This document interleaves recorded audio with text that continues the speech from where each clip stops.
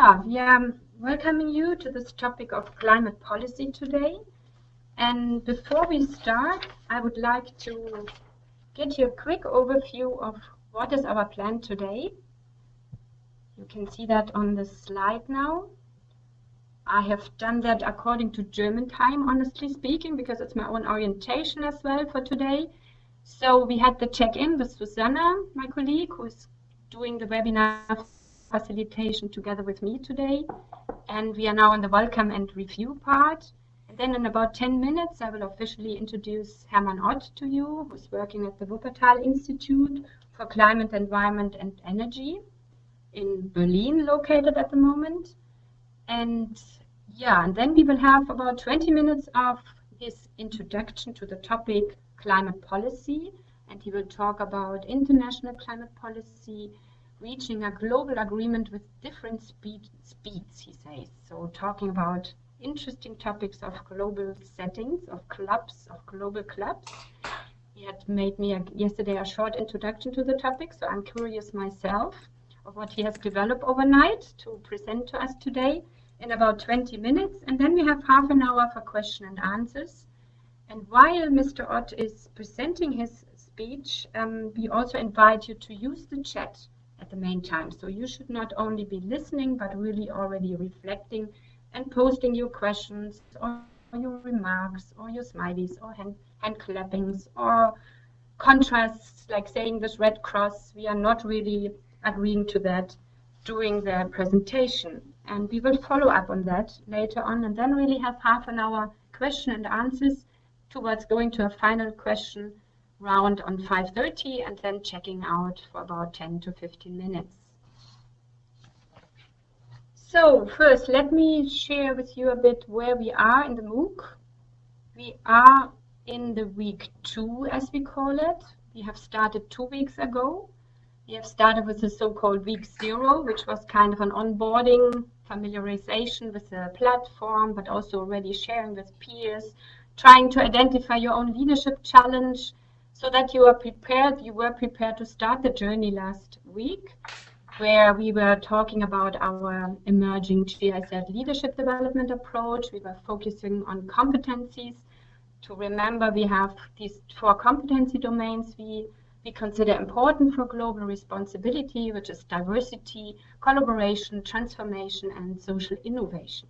So this is always our red thread, a kind of doing these 7 weeks journey, where we would like to always remind you to come back to the competency development of yourself, because the leadership journey should be really practical. It should inspire you for reflection, but also competency development, which means it's not only reflection, it's about action, it's about trying things out and then reflecting again and improving, and always stay in contact with your system, with your sector.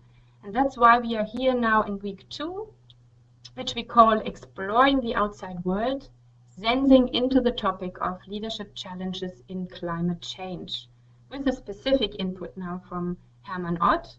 Of course, only a small detail of the whole climate change discussion, but again, it's meant as an inspiration for you to further explore and look at your system where you're working in and digging deeper into that questions your topic is connected with.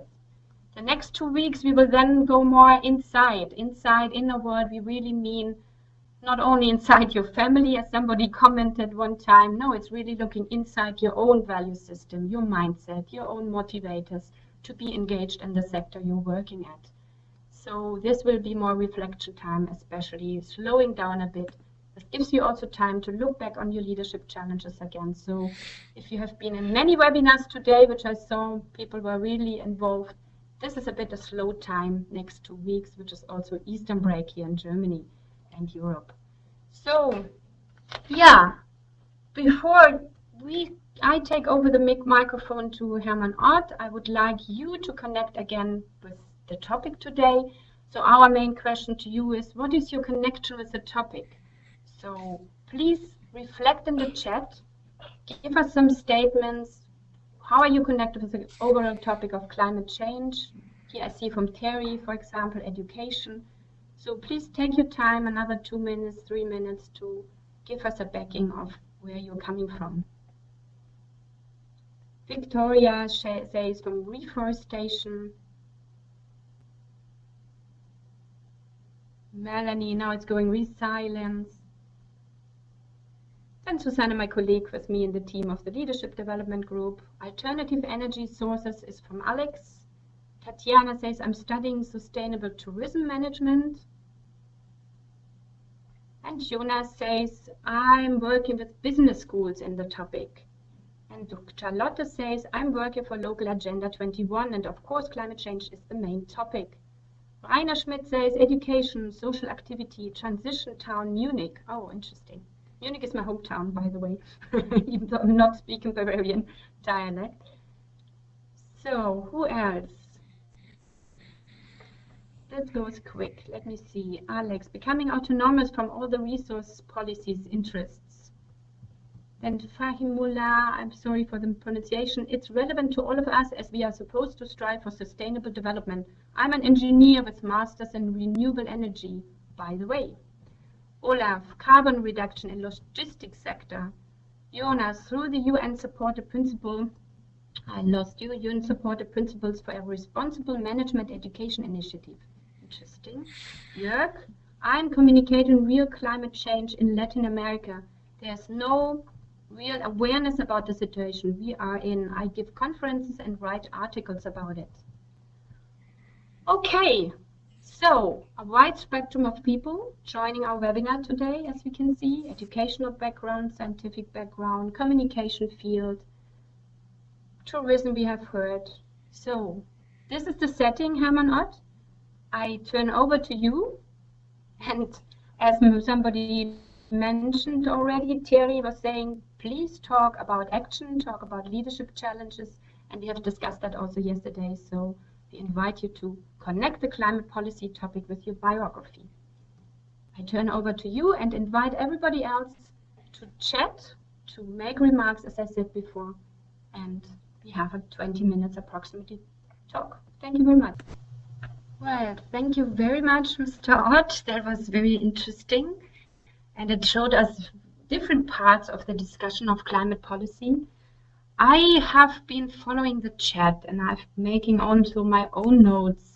I mean, just having in mind and studying myself your contributions in the study of Solar Economy Club. I mean, you prefer kind of the club mentality, like different speeds you said in one of these papers you were writing, that we need this kind of small group really to push forward. You called it leadership by example, directional leadership, you named it. So what I understood, that is kind of your position where you feel comfortable to go forward in climate policy. And this evokes, of course, many questions, yeah, with regarding of excluding others, of having also a small elitaire group, perhaps elite group. But am I right that this is your position, that you say we have to go with certain nations, with leadership nations, you call it, forward? And then I will go to the chat. Perhaps you can state that. Yes, you're quite right. This is not meant to be an exclusive exercise and others are excluded from it. No, on the contrary, the club is supposed to work towards an ever-increasing membership, but we have to make sure that there is a certain entrance fee, in the sense that those states who actually want to join are already have already taken firm steps to reduce their use of fossil fuels and to move towards a climate-friendly society. And we have developed a set of criteria, of indicators, of which, because different countries put their emphasis on different ways and paths. For example, one of the criteria could be to have taken steps to eliminate all subsidies to fossil fuels or nuclear fuels.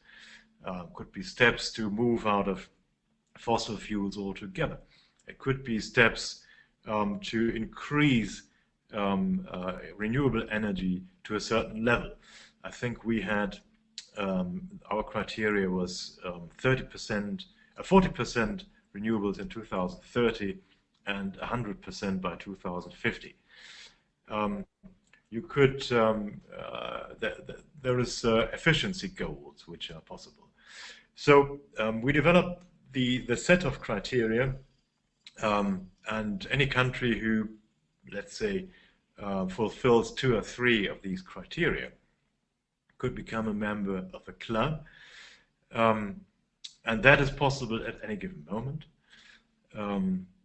If you look at the Montreal Protocol, one of the reasons why it was so successful was the trade regulations that it introduced, because it created a cartel, which is to say any country that wanted to do business in ozone depleting substances with a member of the Montreal Protocol had to become a member of the Montreal Protocol.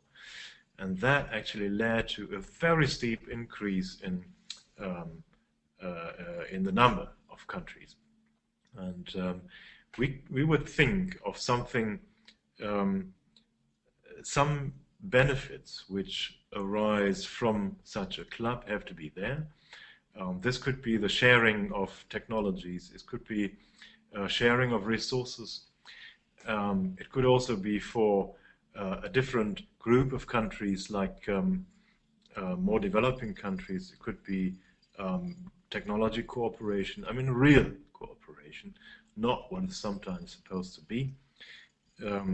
So it would be, it would have its benefits. You sometimes in economic theory this is called club goods, but it would not be exclusive in the sense that others could never join.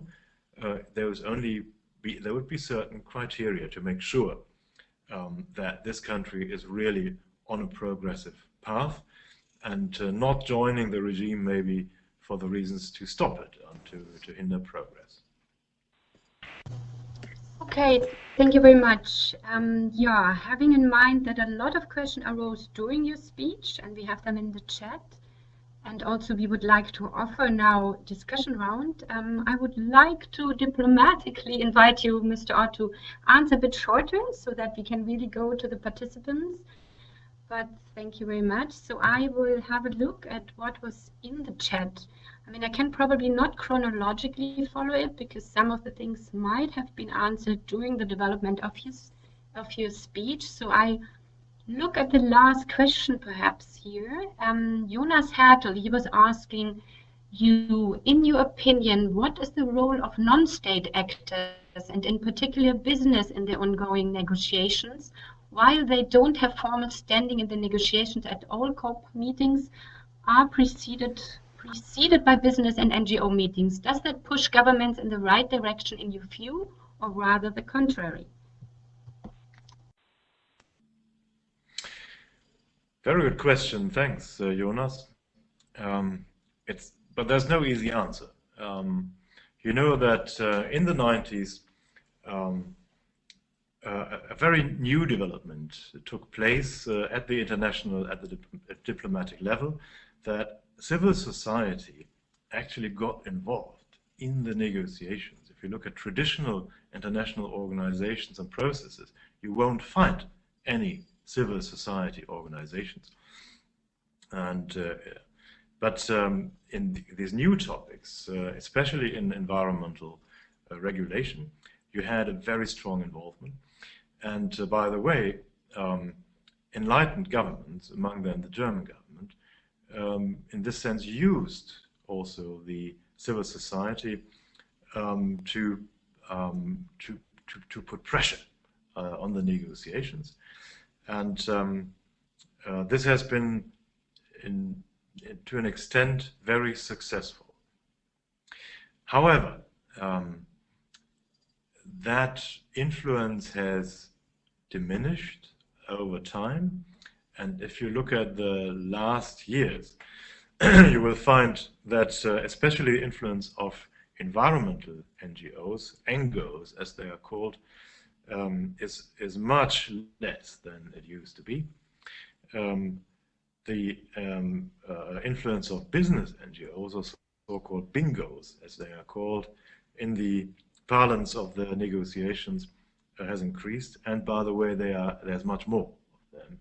There's usually 2 or 3 times the number of business NGOs and their representatives than environmental NGOs. It must be said that there is a limit, at least in the current design. And I'm very much in favor of approaches that provide for a more direct influence of civil society groups in the negotiations.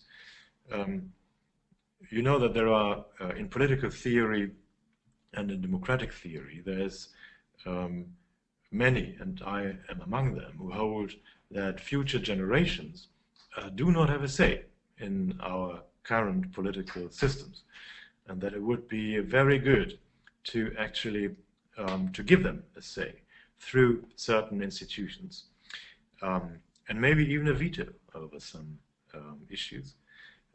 And the same is true for the international levels. We need the voice of the unheard, of the not yet born, and of other creatures on this planet in the negotiations. They have become, in the last years, very much the same kind of old, traditional, sovereign-based struggle that we know so well from other issues, and which are not very successful.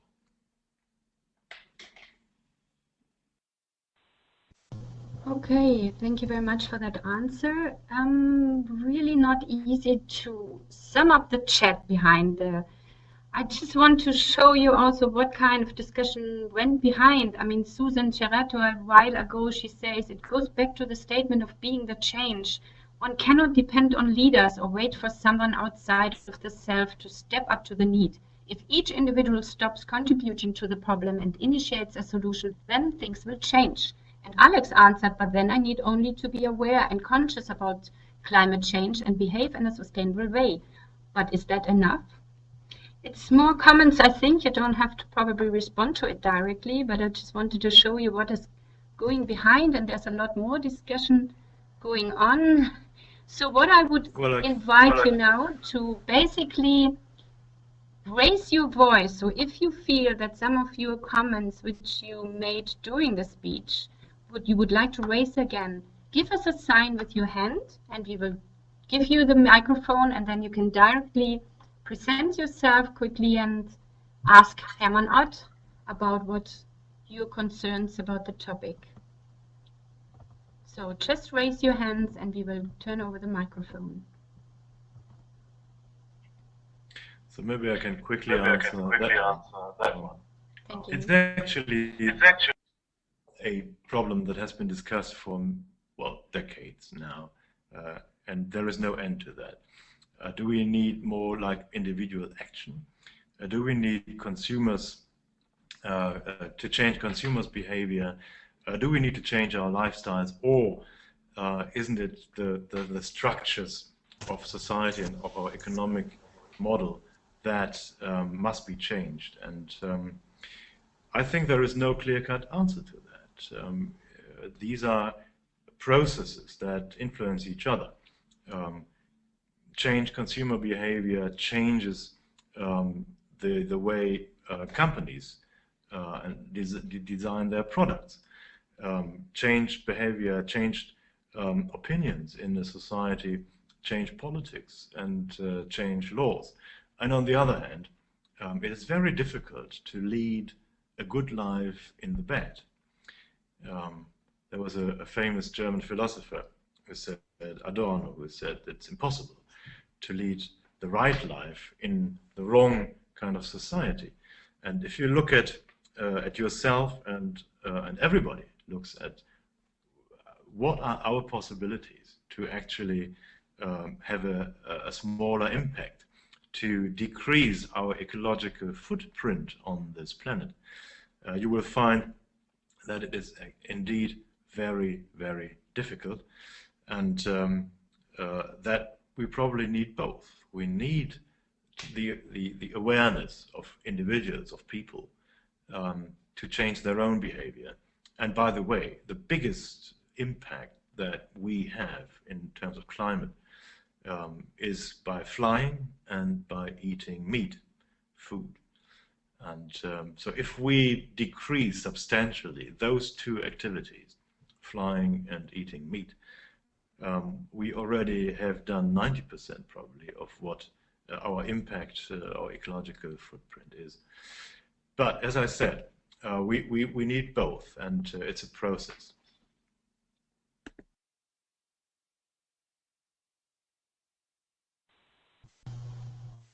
All right, thank you very much. So again, I would like to invite you, before I read another chat question, to take the microphone yourself. So raise your hands and we will give you the microphone.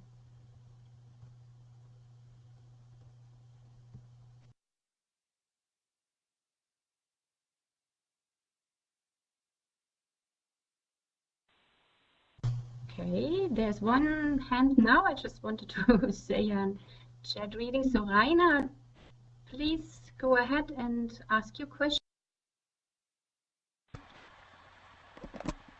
I tried to unmute. Is it working? We can hear you, Rainer, so just speak. Okay. So my question is, or my impression, my fear is time running out regarding climate change, and those processes you have been talking about, they seem to take a lot of time to get agreement. And yeah, what about the time frame? I think 15 years almost left, and if we keep on going as we are doing now, we are heading for 4 degrees rising and not 2, and that's my main fear. So thank you for the answer. Yeah, thanks, Rainer. Well, that's tricky, because time is running out, as I've said, and the IPCC has reminded us. On the other hand, if we stop fighting now, then we've lost already. So that is no alternative. It's also not the alternative, as some proponents want to make us believe, to now switch completely to adaptation, because we will not be able to stop climate change. That is an argument which is, almost exclusively used by those who have prevented progress. I've heard it from the Saudi Arabian chief negotiator over and over again. If you're right, then we must adapt. That's the only chance. And it is not because we don't know how the climate system will react. We don't know what kind of positive or hopefully negative feedback loops there are still in the system. We don't know at what point the tipping point will be reached for certain climate systems. We guess, and there is good guesses so far, but we have no certainty at all whether or not our climate system is more resilient than we actually think now. And that is something we have to keep in mind. And that's why we have to continue. And by the way, even if it is not possible to stay below 2 degrees, there's an enormous difference between a 2 or 3 degrees warmer world, and a 10 degrees warmer world, which is something we had like 100 million years ago, where there was no humans and almost no mammals. So it is worth to continue fighting, even if we think that it might be too late. And that is true for all levels, actually. It's true for the individual level, for each of us, and is also true for the international level, for the state level. we have to do what we can to come to international cooperation within the climate regime. But as I've tried to explain, chances there are very small, and that's why we have to establish a second process, a parallel process, not an alternative, but a parallel process to assemble those who are really moving forward.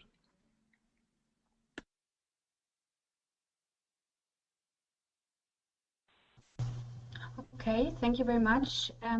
There's another hand raised, so we follow this to get it more lively, also the discussion. So please speak, Fahimullah.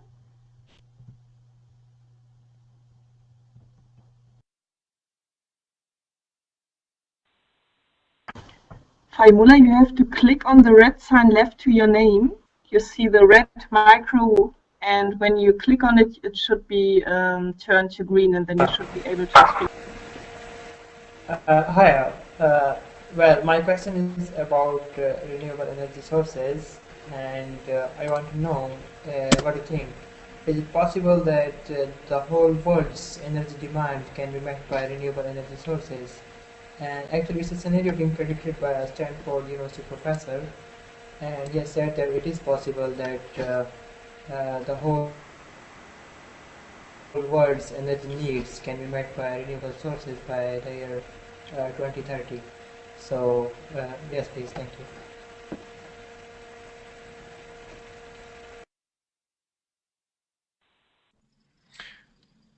Thanks, Fahimullah. If I understood you right, you were referring to the Stanford study on 100% renewables worldwide. And yes, you're right. One must not agree with everything that is said in the study or the kind of measures that are being proposed in that study. But it's certainly very, very valuable in the sense that it shows to us that it is possible. We've had similar studies for Germany. For other countries, it's still missing. But the idea as such that it is possible is already a game changer.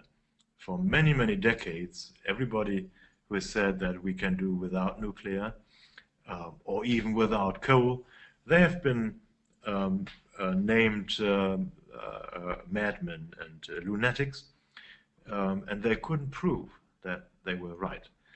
For a couple of years now, we can prove that this is right, and so that 100% renewable society is not some faraway utopia anymore, but is a very concrete vision that we can pursue.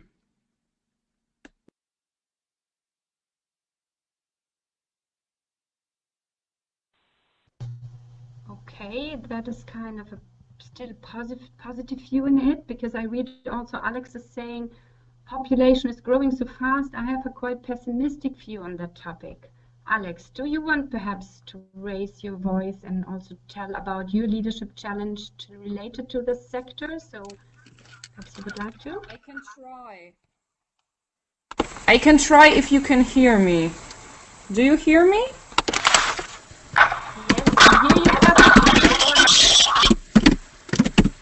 Great! I can't believe it. Hi everybody. Yeah, I hold a quite pessimistic view because I think we can't even meet the demand right now for the human beings on Earth. So how could we do in future?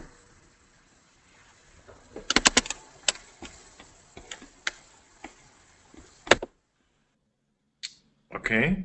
Yeah, thanks, Alex. Well, it's all a question of justice. It's a question of allocation of resources. We know that our planet can sustain much more people than we have actually now, but it depends on whether this will ruin our natural environment, our climate systems, our oceans, our soils, our biodiversity.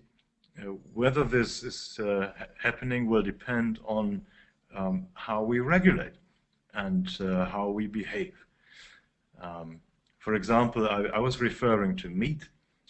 It is well known that for any unit of meat, you need 6 to 10 times the amount of energy that you would use for the same kind of unit food which was just produced by plants. So if you make a quick calculation, you can imagine how much we would gain if we would reduce our meat consumption to, let's say, 1/10 of what we are doing now.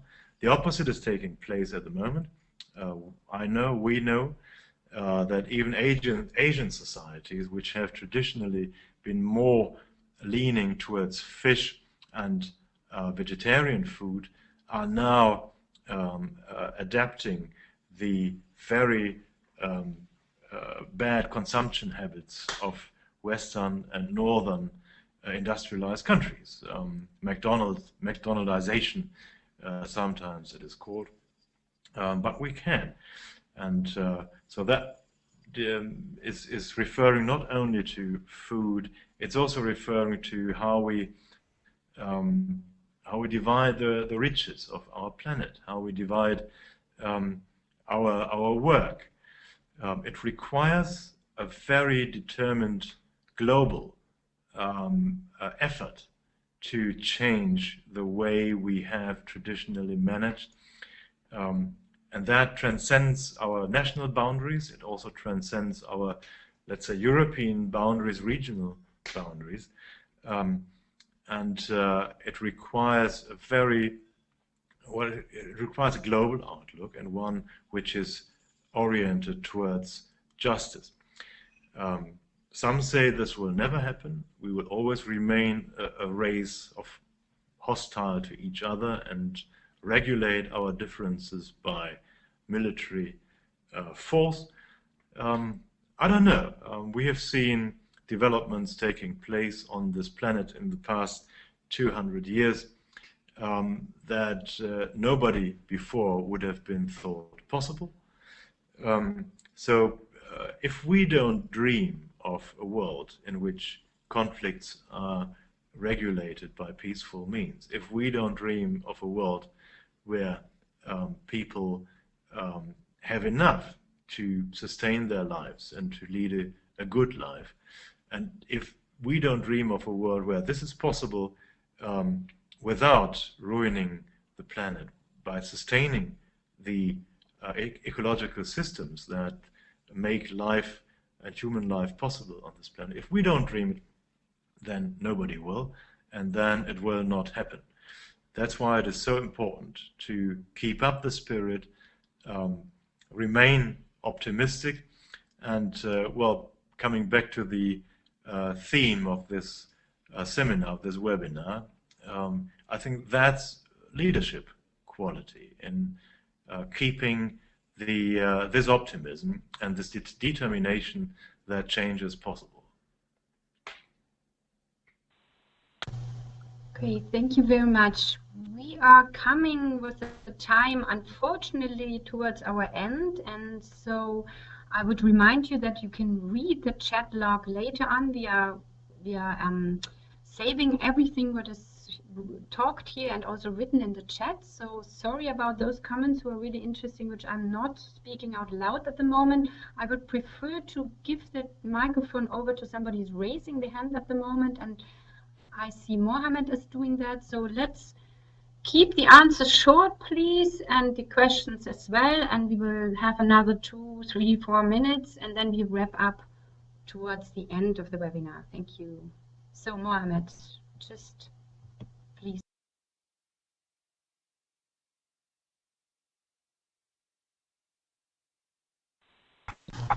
Mohammed, the system tells us that you don't have a microphone because your voice, how it's called, VoIP participant. So I think you can't speak. Maybe you write in the chat. Thank you. Okay, so meanwhile that Mohammed hopefully is writing his question in the chat, I will have a look around if somebody else is raising his hand. Otherwise, let's have a look also in the chat again. Yeah, Susan was writing, good question. Who is educating people now on issues like nutrition? Who is teaching accurate history? These were some comments, but there's a hand raising again. So let's give some voices still in the last round. That's Fahimullah again. So please go ahead, Fahimullah.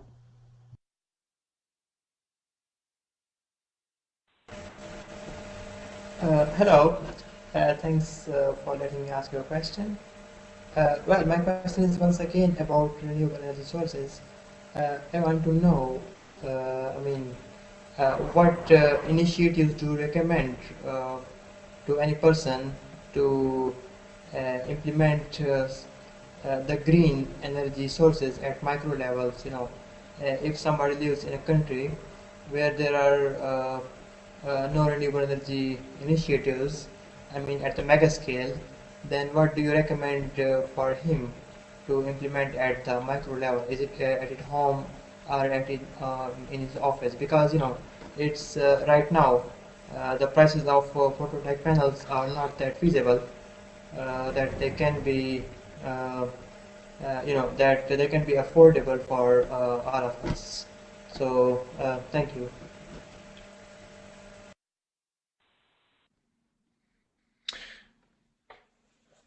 Well, last year I was in the United States for a trip where I gave seminars and presentations at universities and institutions along the East Coast. And I basically saw three reactions. So one was, well, you're playing crazy. You're destroying the industrial base of Germany if you want to switch completely to renewables. The other was, well, you are so wonderful in Germany. It's amazing what you do, and you are a beacon of light, and this will do good for the whole world. And the third was, well, you're plain stupid. With your energy revolution in Germany, you subsidize the rise of the solar industry in China. And my answer then used to be, yes, maybe. And maybe this is the best that we've done. And with hindsight, historians will maybe say, well, the best that the Germans actually did was to subsidize the Chinese solar industry. Because what has happened now is that the prices for photovoltaics has fallen so much that it is even possible that now even they are moving into Africa.